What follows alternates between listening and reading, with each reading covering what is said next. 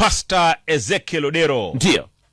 Ezekiel Odero ni jamaa ambaye alisomea pale Technical University of Mombasa. Naam. Alizaliwa back in 1972 pale Rusinga Island, pale maeneo ya Ngote Island, 10 kilometers from west of Rusinga Island at the Lake Victoria, Homa Bay County. Ndio. Ezekiel Odero alienda Mombasa. Naam. Akafungua kanisa linaitwa New Life Prayer Center. Ndio. This guy alichofungua pale, ndugu yangu, ni kikubwa. Naam. Sasa mwanangu ameshangaza ulimwengu na waumini wake. Kwa nini? Si unajua yule jamaa ambao usema kwamba yeye na Mungu ndo alipanga planet zote? You are hearing it for the first time. Hivyo ndio tarumbete tapigwa siku ya mwisho.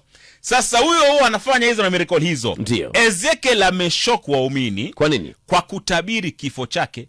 Ala. Pastor Ezekiel anasema kwamba Mungu amemtembelea. Akamwambiaje? Akamwambia kwamba atafariki mwezi wa pili. Mwaka gani? Sasa hapo kwa mwaka ndo sijui, lakini Mungu amemtembelea. Na haya mambo ilikuwa najua tu yeye na mke wake. Ndio. But siku ya jana akaamua kureveal kwa umma. Kwa bwana, my wife, when did God visit us? What did God say? Mke aka Pastor Sarah yule. Ndio. So tumsikie Odero. Twende nalo. I want to tell you something I told it to you yesterday and you didn't understand. Mke wangu ako pale, mpeleke microphone. Hata mtoto wangu atajua hiyo kitu leo, mpeleke Pastor Sarah microphone.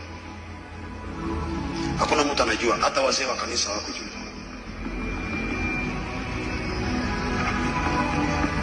Mama sweet.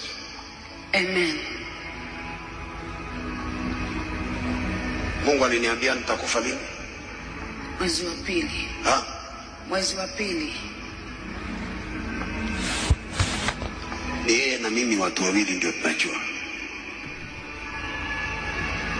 Mungu ashawahi kuongelesha kama Ezekiel. Huwa mnaonanga Mungu ananiambia kuwahusu. Aliniambia Ezekiel nakufa mwezi wa pili. Nikaamuka nikaketi nikamwamsha mke wangu nikamwambia amesema nakufa mwezi wa pili. Akaniuliza tutafanya Wewe ni Pastor Ezekiel. Tutafanya nini? Yes. God told me I was going to die in the month of February. Huh? It was January, then month of February must be this year.